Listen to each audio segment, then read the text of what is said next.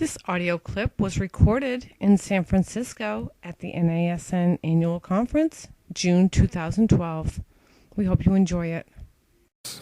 And so I grew up watching this wonderful lady put on that hat and grab that gigantic bag and go all over inner city Washington, D.C. and take care of the challenges that are so overwhelming and so difficult. So I get it. I get you. I like you. And I respect you and I admire you. I get it. Now, you all know that we got some pretty bad problems when it comes to obesity. I just put the chart in motion. This is just over the last, 20 years. I mean, just look at this is what obesity means in America. I mean, it's unbelievable what is happening. And it's really a challenge that's getting worse as we go forward. But let me quickly put this into some context, because I want you for a minute to step out of your normal world. And I wanted you to just sort of see, again, from a macro sense of what you are at the epicenter of. There is a tsunami of preventable chronic illness that is washing over a delivery system that we already cannot afford. Wasn't that cute the way I did that? I did that. Very proud of that. Thank you. I want the slides to get credit. There is this tsunami. And what's clear is that we as a nation are not making progress in overall healthiness. We do something at UnitedHealth Foundation called America's Health Rankings. I want you to pull that up when you get a chance. It's at www.americashealthrankings.org. It's all one word, www.americashealthrankings.org. The young people that work for me hate it when I say www. Because that makes me sound like I'm an old fogey. The reason I say www is to give you a chance to get your pencil out so you can write down americashealthrankings.org. And what it basically is giving you is a sense of the overall healthiness of the nation based on a state-by-state analysis. What you see ultimately, we've been doing this now for 20 plus years. From 1990 to 2000, year over year, we were making progress in overall healthiness of our nation. We were consistently doing well. From 2000 to last year, we leveled off. And essentially we're making about 0.5%. We were making 1.5%. Now some of you will say, well, of course you leveled off. You can't live forever. At some point you got to slow it down. Last year we made no progress whatsoever in overall healthiness. You know that we did not max out on human biological potential. 43rd in the world in whether our babies shall survive the first year of life. We did not max out. Overall life expectancy for men and women, depending on whether you're looking at men or women, 33rd and 34th in the world. We did not max out. Something is terribly wrong with the health of this nation. And look at just some of the major risk factors. Tobacco. Y'all know it well. Good news. We're down from 17.9% of the population to now 17.3% of the population smokes. Bad news. 17.3% of the population still smokes tobacco. 400,000 people will die. We will spend $193 billion on that. 90% of all smokers start by the age of 18. We've been sponsoring these young tobacco advocates, and we gave them a bunch of money, and they created something called Kick Butts Day. I like that. Kick Butts Day. And the kids took me around with them, and I didn't even see how tobacco is being advertised today. Strips and sticks. You know how those Listerine breath mints, you put it on your tongue and it dissolves? Tobacco now. You don't even know that the kid is doing it. Young women, they're going after the girls like crazy. Pink cigarettes. This one really got me. Camel number 9. Looks just like Chanel number 5. Anything these people can figure out, I'm being taped. Anything these maniacs can figure out to get our kids hooked, they will do. Obesity, I showed you the chart.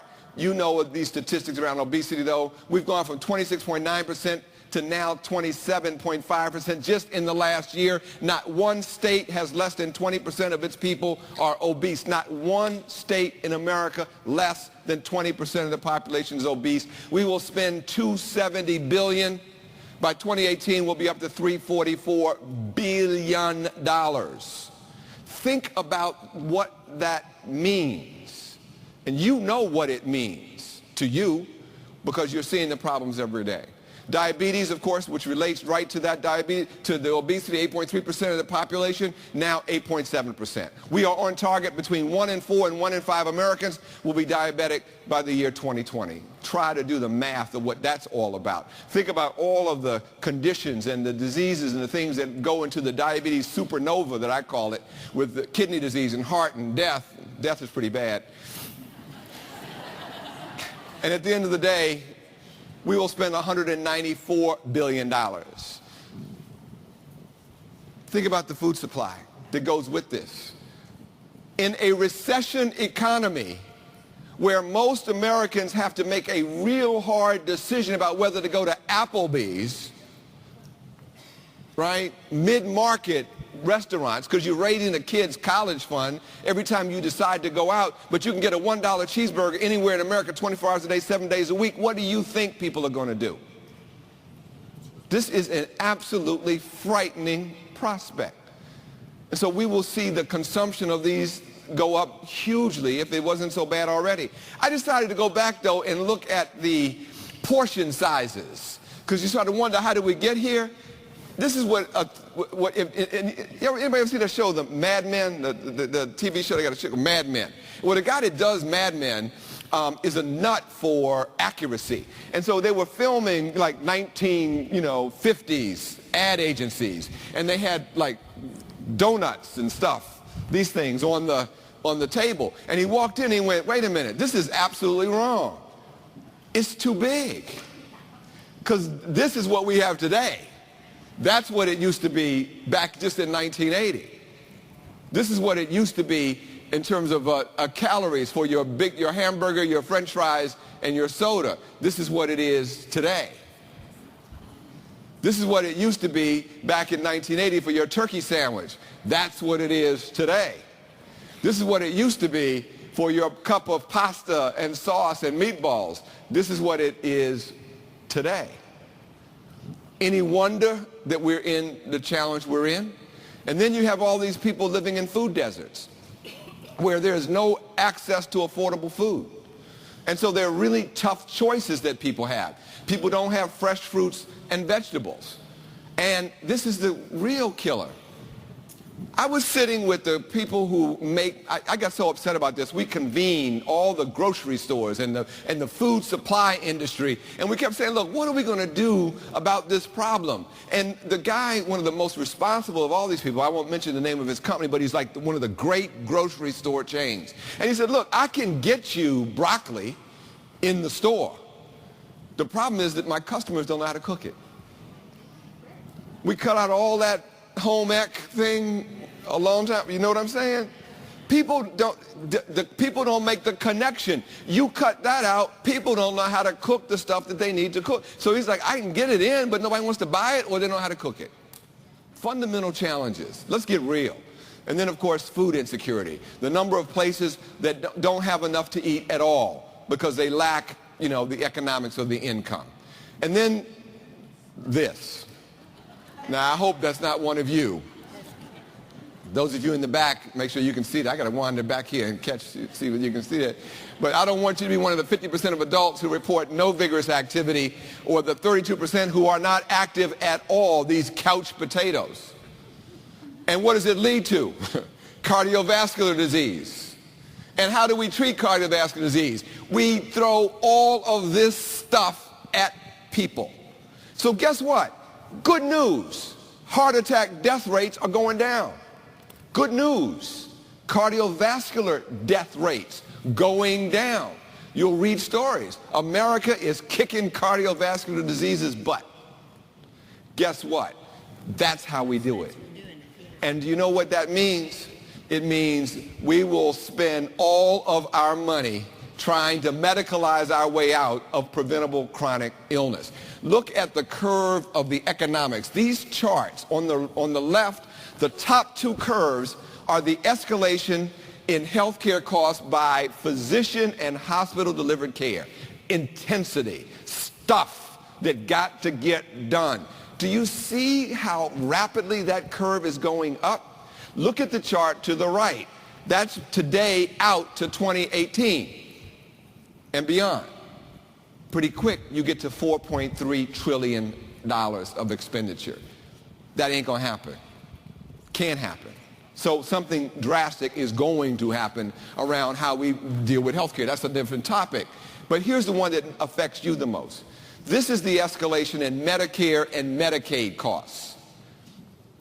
Those costs are absolutely unsustainable. The Medicare conversation is one that you're hearing all over the place, but what you care about is the Medicaid conversation.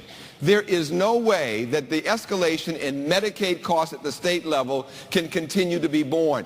Every state that I know of is in deep doo-doo, heavy economic term, deep doo-doo when it comes to its budget.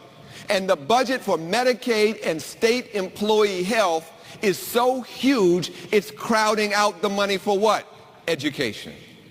For any investment in discretionary innovation. You are the ones getting killed because no one can afford the continuing escalation of Medicaid at the state level. Do you understand? Your colleagues need to understand it. When you are out there on the battle lines in your schools trying to get some knucklehead who is just in it for their bureaucratic job, who doesn't understand that they need to get their butts in gear, that they need to be partners with you, supporters of you, you're going to have to explain to them, hey, dude, or dudette, if we don't turn this around here, you will not have a job. And your kids definitely won't. So if it's not you, think about your children, and that's what's important. So we got to do something different. We need some innovative solutions. We need to be able to think about things in new ways. And we will need to be innovative, and we will need to come out of our comfort zones. Are you all in this? Because, well, I know that nobody would come to the NASN meeting who is one of these people that, we've always done it like this before. Don't you love those people? We can't change because we've always done it like this before. You know, don't you, I just want to kill those kind of people. It's like, are you crazy? You know, can we get out of our comfort zone? Are we going to challenge ourselves? Now, let me tell you something. People like me cannot walk into a room and be this close to you and start talking about you coming out of your comfort zone and challenge you, because you will rise up en masse and strangle me. Because every one of you is going, do you know how hard my job is? Do you know what I am up against? I'll tell you one thing, Tuckson. So I'll say it to myself. Schools are obviously the place you got to play. And the school nurse is obviously the place you got to, that's the most essential. But I get it. You're struggling with segregation issues, immigration issues, race issues. You're struggling with whether or not the school will be a safe haven in a tornado. I mean, I'm like, what? Wait a minute. Don't they have enough to do now? We got to worry about how they're going to be the safe haven in a tornado for everybody. You know, you got this problem, people worrying about these, getting the exam scores right, and people saying some people are cheating and some people not, and everybody's upset with that. You guys are struggling with issues around kids who are really struggling. Emotional widespread reaction is widespread to the harassment of the 68-year-old bus driver. That is everywhere, viral, you know it and I know it. People are like really like, what in the hell is going on in America? How could this be? And are these kids completely crazy? And some of them apparently are. I don't know. At least 6 million American children have difficulties diagnosed as serious mental disorders, and they're all right with you asking to see you. And then, of course, all the kids who are addicted to their computer games with all the attendant issues. Then you got to deal with this. And how do you talk to you? I'm trying to deal with my grandkids, and I'm like, how do I have a conversation? I got to talk to these boys and not take away their childhood. And I only have to do it with 2. Y'all got to do it with a whole school full of people. How do you have that? I don't know how to have that conversation around how do you talk to kids about this kind of stuff and not steal their childhood from them. You got to deal with it. Prep school predators. You got to deal with sexting. I tried to find something that I could put up there that wasn't going to get me in trouble, so that was the... I kept saying I want to find like a real sexting slides I could show you all, but Apparently that would have been verboten, so. And then you got to talk about it and teach it in the schools. Then you got this. You got to share textbooks in schools. Final decision for cuts for 24 city schools. At Texas schools, making do on a shoestring. Budget cuts force teachers to act as nurses. Or at a time of budget cuts, school nurses see more than skinned knees. And then you got to deal with the kids eating all this stuff. But then the playgrounds suck. And they're all broke down. Oh, excuse me, school, broken down. And then we're wondering how come Johnny is just sitting on the bench being the couch potato. And those are the things that are coming at you. So I get it that you are sick and tired of people deciding that you are the solution to the entire society's problems by yourself, and you will be expected to fix it. Okay.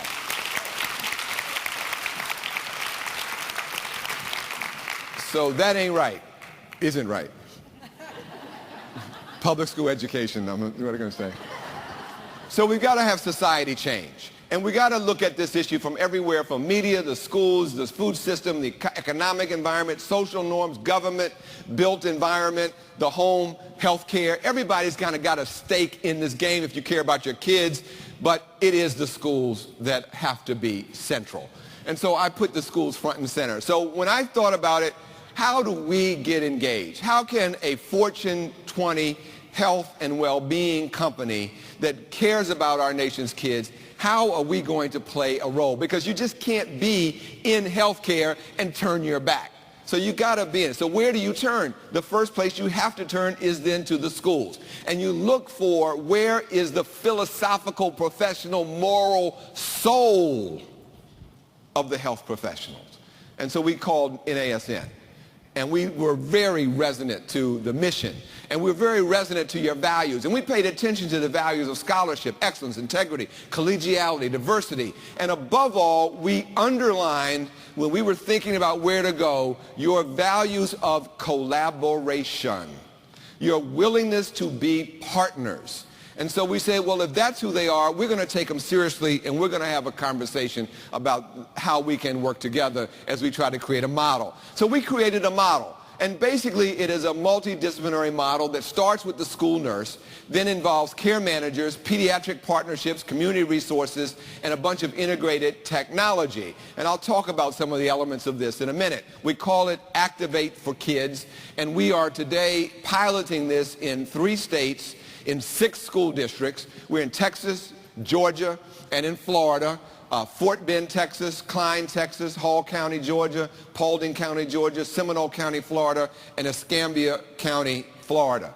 We've got 301 schools, and we are deeply engaged. We've adopted these school districts, these systems, and we're in it to learn. Now, everything that I'm going to say from this point on around how we have been working this program, I want you to understand one thing. We are not the smartest people in the world. And I sure ain't. We don't have it all. I'm going to say things and you're going to say, that's just stupid. So I'll just let you be right now. That was stupid. I don't care. I'm giving you our early reactions. We're learning as we go. We're learning as we go. We're in intense conversations. We're going to keep working it, and people like you are going to help us to get it right. The first thing we did, though, was we did it right. The first thing we did correctly was, for each one of those school districts, I personally flew in and met with the superintendent of schools for the district. And I looked the superintendent in the eye, and I said, are you serious? And are you going to give this program leadership? Because one thing is clear. Without leadership from the superintendent, nothing is going to happen. This is absolutely patently clear. Absolutely. So now we had our model. You should have seen my model. It was all beautiful. I mean, it was like da-da-da-da. And I sat down with the superintendent. I said, boom, there it is. And the superintendent said, I ain't going to work here. Are you crazy? And so what we quickly learned was, that you've got to design this in partnership. with the school system. The second thing we did was to bring other partners to the table to listen. So we listened to NASN. We listened to the Alliance for Healthy Generation, the Y, the American School Health Association, the American Family Physicians, and so forth and so on. We listened to a lot of people, but then we designed it by listening to what? The parents.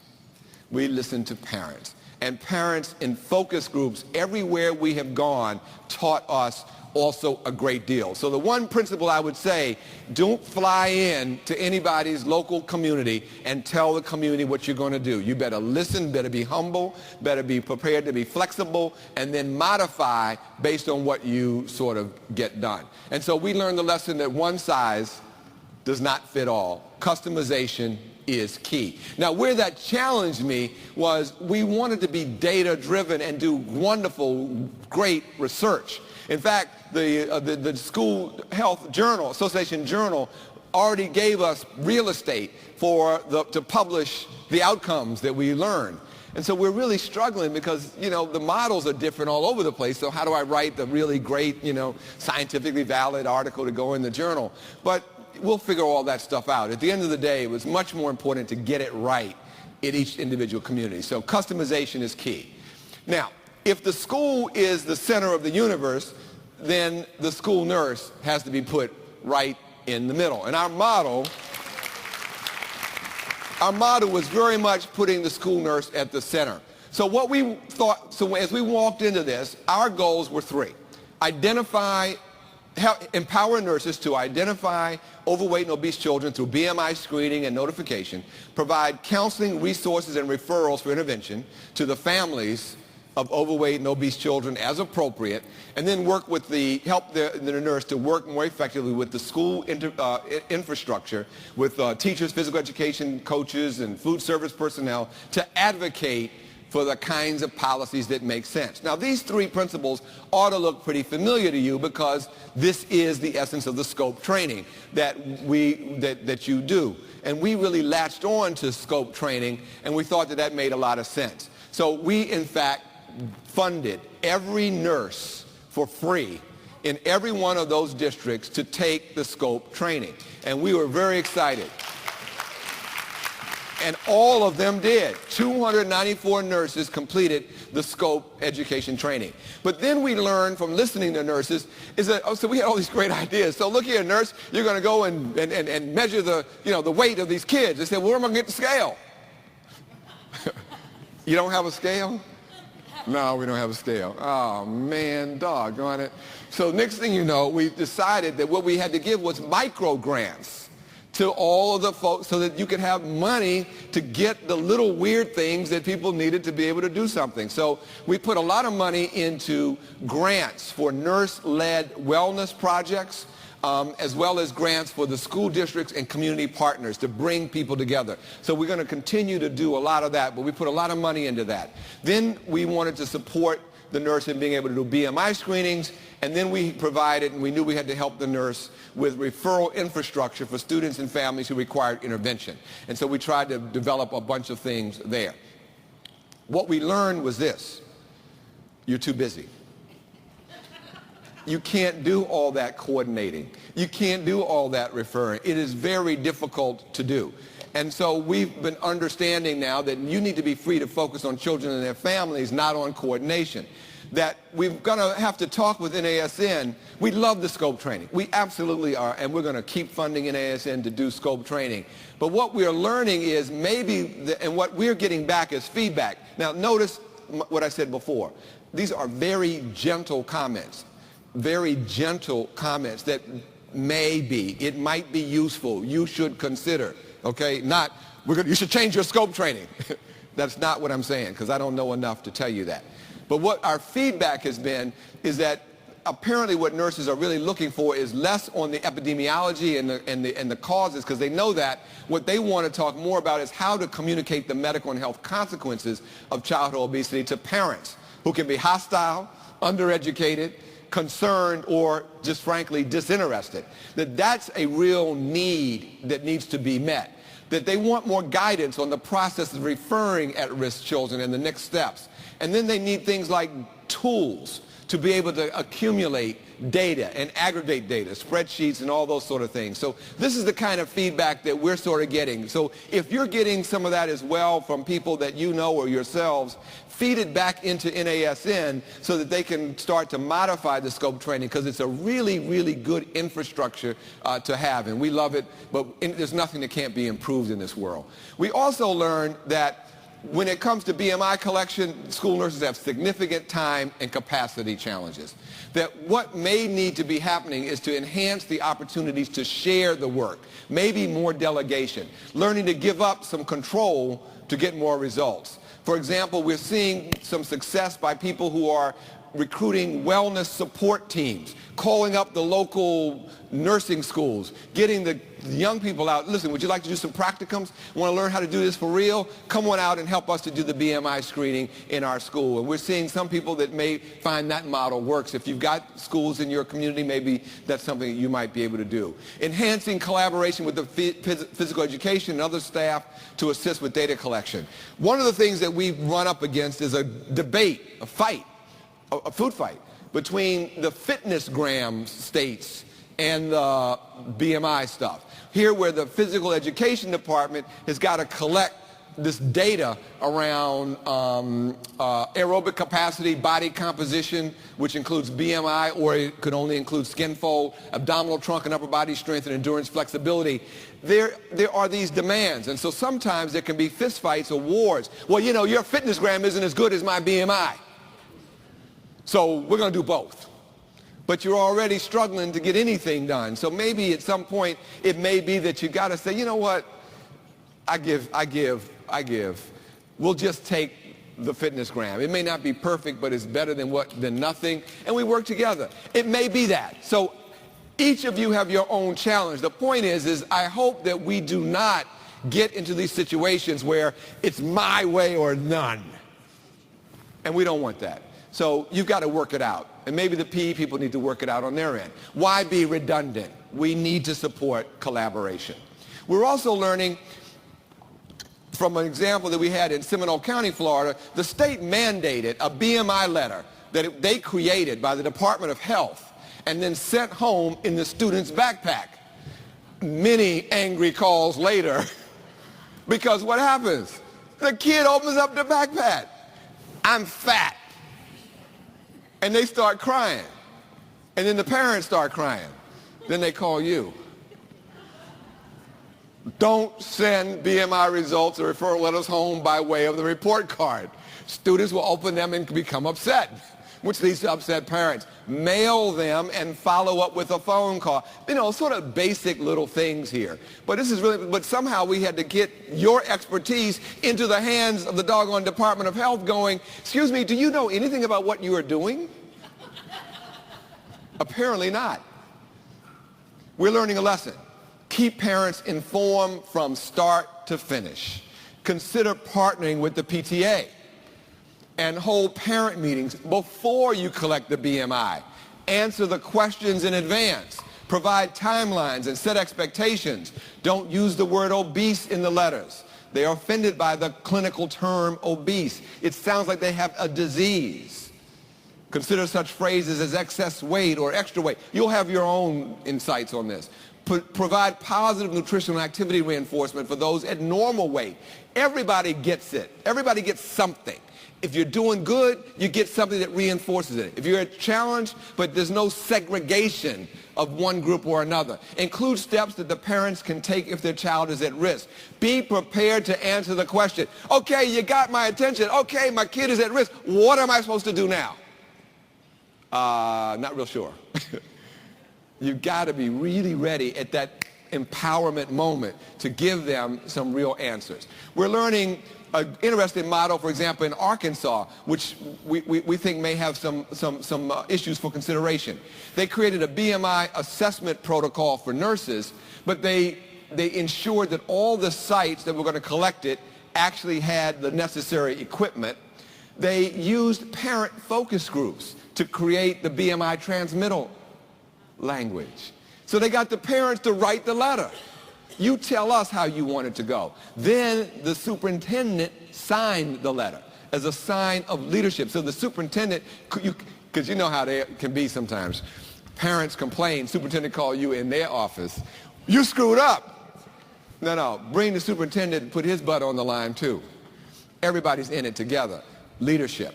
Then they educated the primary care docs on how to bill for the referral services using the ICD codes for at-risk kids. So you actually got some pediatricians now who are willing to take the referral because they're not doing it for charity, they're going to get paid for it. And you're telling them how to get paid for it. Then they used a train-the-trainer model, starting with the Arkansas Department of Health community health nurses who train co-op nurses, who then train local nurses and other responsible people, so it sort of fed on through.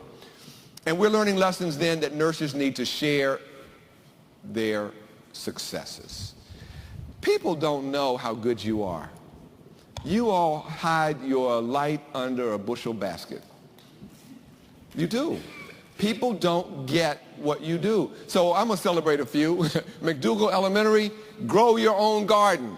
They took some of the money that we gave, a $2,500 grant, added to the scope training, and they created a healthy living program in their school campus. They grow your own garden with the help of staff, parents, students, and here's the key, volunteers from Hewlett-Packard Corporation.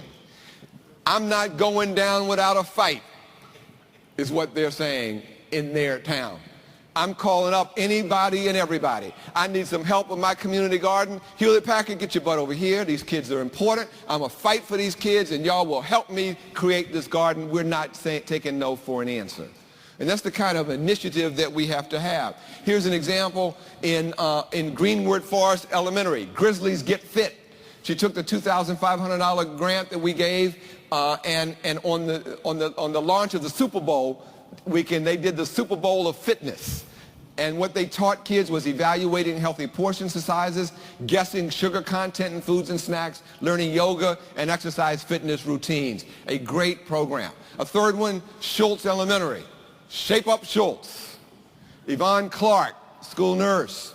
And she created family activity nights where people participated in karate and Zumba and dance contests and all these sort of things. Jogging club with more than 100 parents. Yeah, I read that right. Jogging club with 100 parents jogging with kid.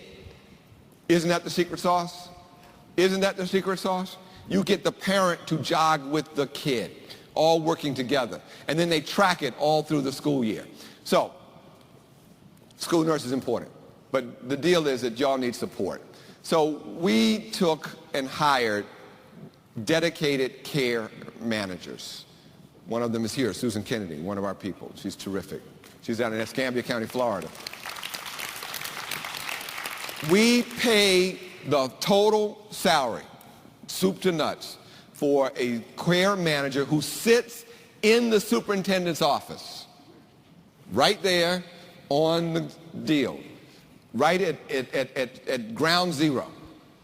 And their job is to take that coordination stuff that you don't have time to do and to do it. So we're happy to do this and to donate this everywhere we've been. So their job is to support school nurses, facilitate district level changes solely dedicated to obesity prevention and treatment. That's all their job is. They don't get distracted. If it doesn't have anything to do with obesity, no, I only do this. Don't be pulling me to go do hall patrol.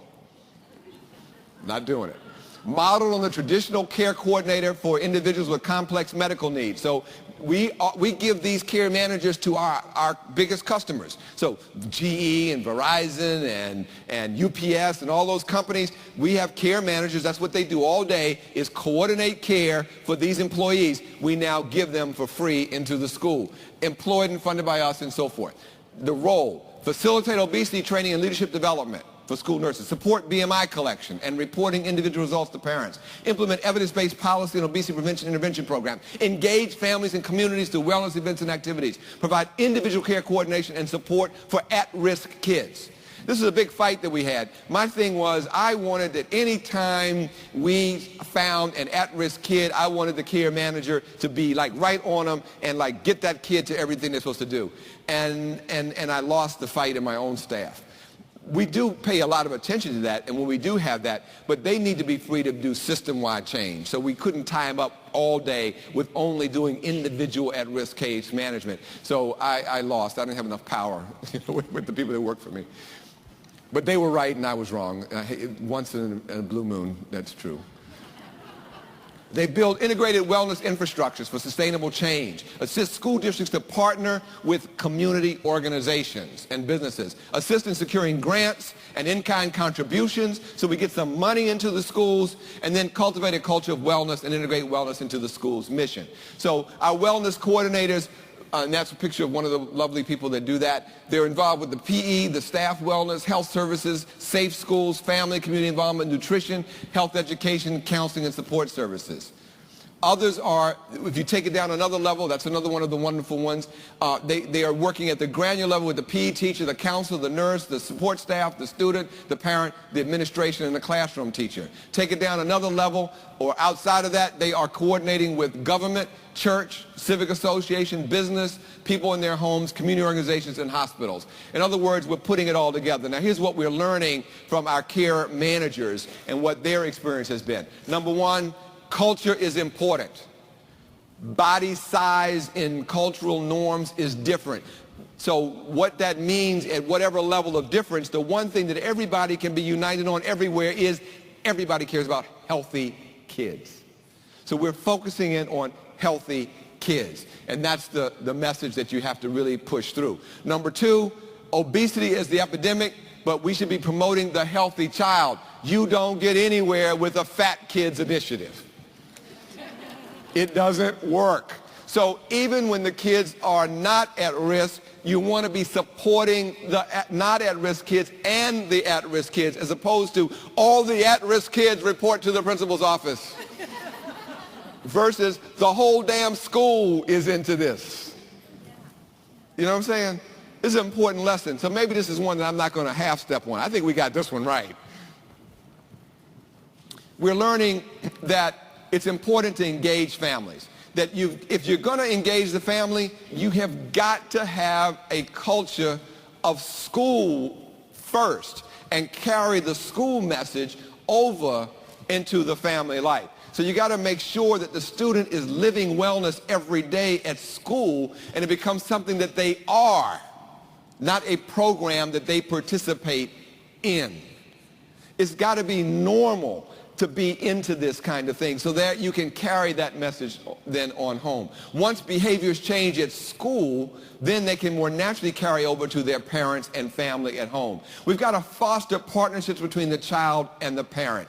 Anything that we can do, like those jogging clubs, anything we can do to get the parent in the game with the child.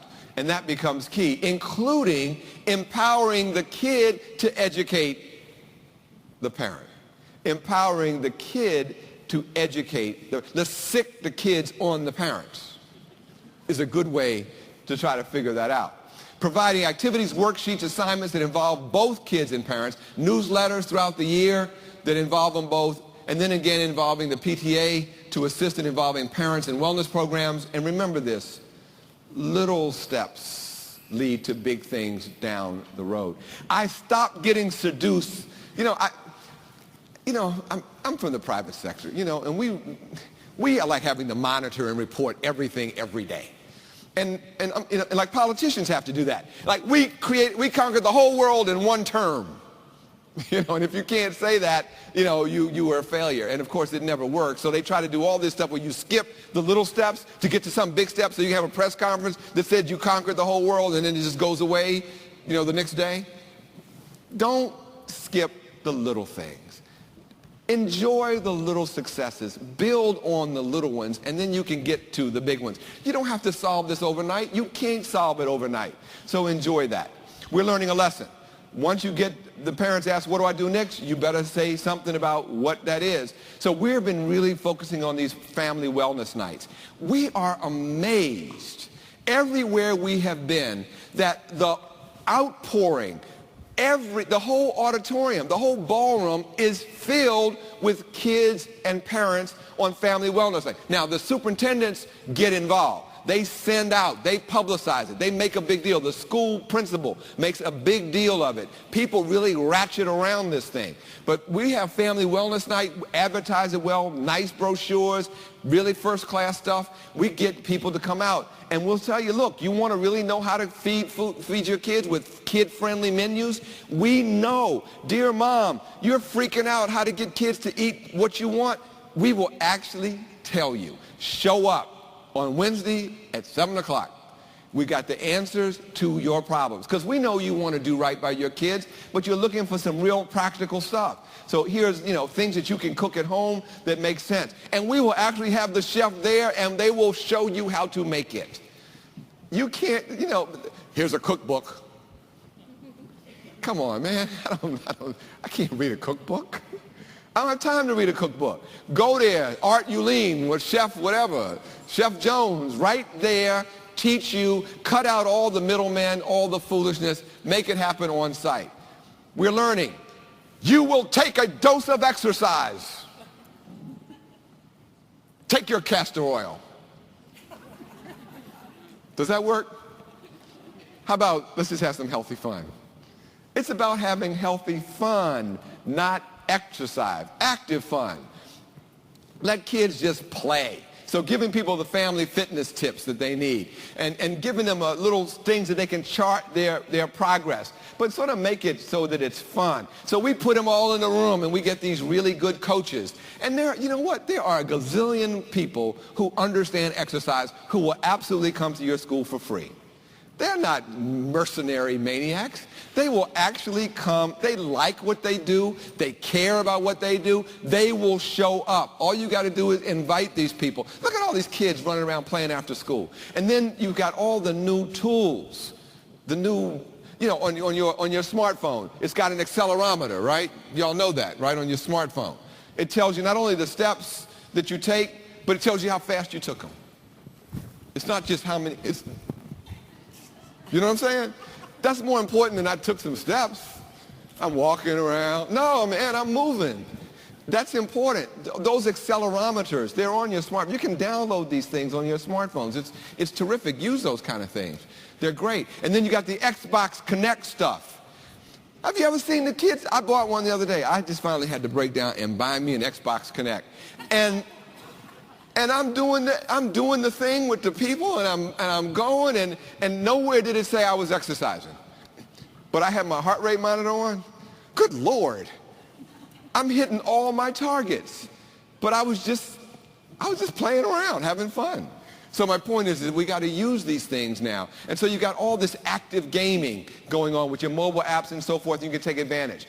We have learned that I want this to be, I'm going to give you, I promise you this, if you work with us on this, I'm going to give you the greatest website, interactive website for parents that has ever been created.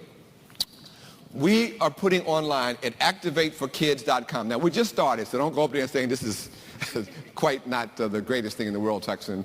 You've oversold it, and I'm upset with you. We just started. Give me a break. We are trying to get every parent to write in that we can find that says, if you want to teach Johnny how to eat broccoli, this is what you do. So whoever's got the right eat broccoli message, right, we want people to write in. If you want to know how to get Johnny to eat broccoli, write in. So we went to Target, and we said, Target, can you give me gift cards if people write in, right? Can you I can give them a free gift? And Target said, yeah. You know what, I'm going to tell you this, folks? Never be afraid to ask for anything. All they can do is say no. And if they say no, go to the next person. Never be, because you know what? When you're asking, you're not asking for you. It ain't going in your pocket. It's for the kids. Never be afraid to ask everybody. Every time you see anybody, you go to church and there's somebody there, they say they're from company Z, ask. Right in the middle of the prayer. Well, they can't say no then. Dear God, I love you, God, I love you, God. What? The kids? No, I ain't got time. Lightning will come through. Ask. So we just picked up the phone. Target, You're a company that has great social values. Yes, we are. You care about children in America. Yes, we do. I want some gift cards. Okay, how many? And they gave it to us. So my point is this. I want this website to be the place that anyone goes for evidence-based scientific information, tips for whatever. So we're going to try to build this thing out. I'll tell you what we can do with NASN leadership. Where's my executive director? She was just in here a minute ago. I lost her.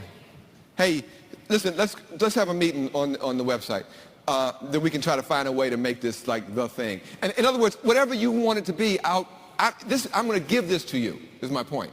Whatever you need it to be, you can have it. It will serve whatever function. By the way, we put on there in each of the school districts that we have, if you want to know what the activities are that day, that week, that month in your school district for the ones we're in. So if there's going to be a walk for something or another, you put it right on there. So the parents will know, go to this website to know what all the kid-friendly exercise stuff is going to be for that month.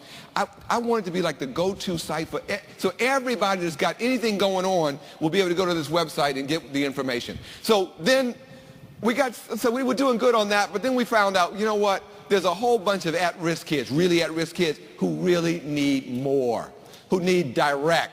So there's a program called Join that we decided to teach. It's based on the CDC's guidance around how to engage in a lifestyle-changing program that emphasizes exercise, nutrition, wellness, holism, and so forth and so on. So we took the Join program and we adopted that to our model. 16 weekly and 8 monthly group classroom sessions of 75 minutes each that give you support for the parent and the child to build group dynamics and facilitator relationships. Weekly Connect, Learn, and Go activities. These are evidence-based content that foster change activation via knowledge, skills, tools, accountability for the entire family. Special classes for kids 6 to 12, and then another group 13 to 17, so it's age appropriate. And then trusted school-based facilitators that are involved. We just finished training all 6 of our care coordinators to run these programs. So now our care coordinators are running these programs in local communities. And they're training the next generation of people to be able to do these things. So it's not a weight management program. It's not an exercise program. It's a weight management program that focuses on food, tracking, reducing calories, and healthy food choices, family-based, and a program for participants who want to change, and so forth. The goals of the program are that we're focused on the American Academy of Pediatrics guidelines. If you're 95% of BMI, we want you to lose 1 to 2 pounds per week. If you're 85% of BMI, we want you just not to gain, because we know that you're going to continue to grow for the younger kids. So we'll let you just hold the weight and let your weight catch up with your height catch up with your weight, and that kind of thing. We focus on yes foods, increasing yes foods, increasing physical activity and sleep, decreasing the less foods of little nutritional value, less drinks with high sugar content, and we really focus on decreasing inactive screen time and so forth and so on. So we're really pushing on that. Here we did a study by incorporating in our Join program the Xbox Connect. And we had a school with 4 elementary school. We had like 25, 26, 27, 30 kids. 20 decreased their BMI percent. 5 maintained their BMI percent. These are all kids at risk, by the way. These are kids that are 95%. One increased, so we lost 1, they did worse, and then 3 went from obese down to overweight. So we know that using these kinds of tools can work. We're going to keep at it. That was done in Fort Bend. Well, moving quickly to the end, in addition to, of course, focusing on the care managers, we also had to bring in the medical care system. So a big part of our model was to go out to the pediatric community. If you find a kid at risk, they need a medical home, or make sure they have a pediatrician already, and if not, you've got to establish one. So we try to partner with the local medical society, the local pediatricians and family physicians. You heard me talk earlier about one of the things they did in Arkansas, which was to actually tell the delivery system, here are the codes to be able to bill. So you can sort of connect all of that together. So we gave a grant to the American Academy of Pediatrics because what we learned, most pediatricians don't have any tool or infrastructure that teaches them on site how to deal with the at-risk kid. They don't have any real special knowledge on how to manage obesity. Most of them don't know that stuff. So we gave them a grant to create that tool. That will be ready in the next couple of months and will be given to all the pediatricians in the country for free. So they'll have the tool. So we're pretty excited by that. Well, to bring it to closure, we've had some early successes. We feel great about the fact that we've secured additional nurse resources in a couple of the districts that they were going to let nurses go, but because of the program, the superintendent turned it around, took some money from other places and kept the nurses on board because it was clear that we were going to have a victory, a win here, and that their reputations were tied to it, so we feel good. We've implemented annual BMI screenings in every district for all students. We've updated the BMI letter to parents to reflect best practices. We've facilitated the process of collecting it with BMI data with school nurses and the Department of Health. We've been able to work to help with nurse referral processes so that the care coordinators can help with individualized case management and follow-up. We've established school wellness councils in every one of the school districts that we're working in. We've had over 51 comprehensive obesity prevention initiatives implemented from running clubs and walking clubs, including parents, mountain bike clubs, Zumba and yoga, cooking classes, gardens, healthy rewards, and the new Shopping Matters program, which teaches parents how to actually buy affordable food. You know darn well that it doesn't do diddly squat just to say, eat better. See me later. You can't just throw that stuff out there. Parents don't know how to go down the shopping aisle and cook and shop. Do you know that, don't you? Most people do not know how to go down the shopping aisles and shop. You can't just, I did my job. I said, dear parents, shop better. See ya. And you check it off your to-do list? Come on. That isn't going to work. So we've got to shopping. You got to teach parents how to shop. Now, you know what the best way to do it? We've learned it. Teach the kids how to shop. And then instead of the kids going, Mom, I want some Fruit Loops. Mom, I want some asparagus. That'll be the day. We've implemented fitnessgram testing and coordinated it better in those schools where it was a problem. We've increased physical education to 60 minutes a week, enhanced the PE curriculum. We've added daily activity breaks into school schedules. We've offered dozens of before and after school programs. We've increased healthy food options, adding fresh fruits for breakfast in schools, eliminated sodas from the vending machines where they were still there when school policy hadn't already done it, added salad bars, limited unhealthy food options by switching from slushies to 100% fruit smoothies in places. So lastly, we've been adding resources, and this is what I'm really excited by. We've been actually giving out grants, but also getting money in from others to be able to do new fitness trails and equipment, cooking classes, school gardens, healthy shopping tours, active gardening, fitness challenges, coolers for coaches, mobile cooking, family, all these things, $660,000 of new money coming into the schools to run these things. So I keep coming back to this notion, folks, if you're feeling alone, stop being alone. And then we start ending up, oh, yeah, this is cool. One of your board members, actually, she's here. Is Laurie here? Laurie, there you are. Hey, listen, Laurie, who just blew my mind. Laurie and our care coordinator in her district, they went to the University of Texas and Texas A&M and got a $300,000 grant to study their interventions. They got 4 Title I schools that are going to see training and support to implement obesity prevention programs. They're going to use the CDC evidence-based exercise, nutrition, holistic CATCH program, the Junior Master Gardener program, and the Walk Across Texas. That seems kind of cruel to those poor little children. I was just in Dallas, man. It's hot as hell. Oh, man, that's a boot camp school. You're tough. Tough Texans. The university will design curriculum lesson. Check this out.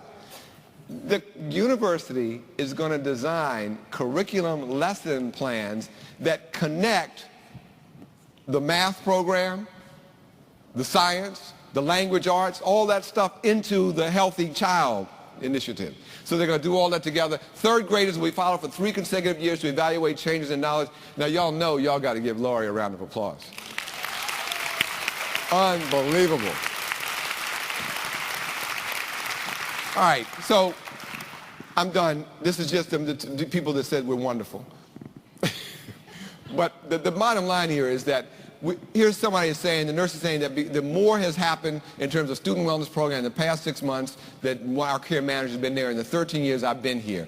Somebody's saying they're doing an outstanding job because they're patient, helpful, and supportive, instrumental in the grant process, determination, motivation, and caring, inspirational, tremendous asset. And the teachers, I've noticed on days when there's more physical activity going on, the students are better at coming in and working harder on their morning work. But the things I really liked the most were the parents. So just want you to know that yesterday, for the first time in forever, we did not turn the TV on. All thanks to the Wellness Family Night inspiration. Matthew was really into exercising, followed by his 21-month-old brother, Caden, and got very excited about checking the counter he brought home.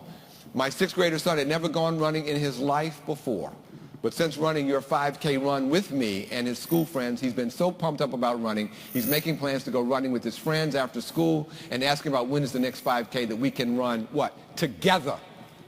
And then the superintendents, this help could not have come at a better time for us. I'm thrilled that we are making a positive difference. I can't emphasize enough how fortunate and excited we are to have a chance to partner with somebody. It's a once-in-a-lifetime golden opportunity for us, and we're grateful. And those are the leaders. But if that wasn't enough, the moment that I like the most of all were the little kids. Thank you for what we're doing. And they got the picture of somebody running and jumping and skipping and muscles and hanging, which I think was meant to be more of the chin-ups, but that's okay. We'll take that.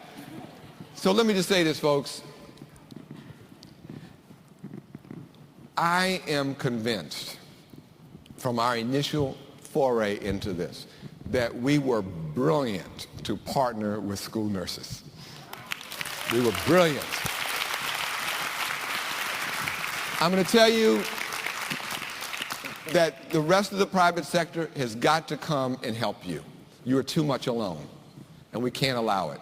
So we're going to go around and tell this story, and we're going to tell the story of what we're doing everywhere we can. Not because we want to tell people that we at United are the most wonderful people in the universe, although we are. But that's not the point, is it? The point is we want to get other people to feel like it's not just throwing money in a black hole, right? That it actually, you can do something, you can win, that this is a winnable fight. You guys, you cannot get down. You can't walk around with your head down going, oh, it's just so terrible. Because nobody will come to your aid because it's just pissing away money. You got to be up, confident, kicking butt, winning, can do. You know what I'm saying? Nobody wants to be associated with a loser. You got to be winners. So don't let, and if you got any knuckleheads that aren't here, who are walking around with their head down to their chest, running into walls, kick them in the butt. Buck them up. Okay? You got to buck them up because we got to win this thing.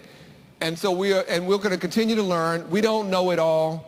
So I want you to text us so you can do this. The team, because I'm nobody, but the team behind me, Claire Haskell and all of our team, you can connect. We got to find a way to connect. Now, the best way to connect also is through NASN.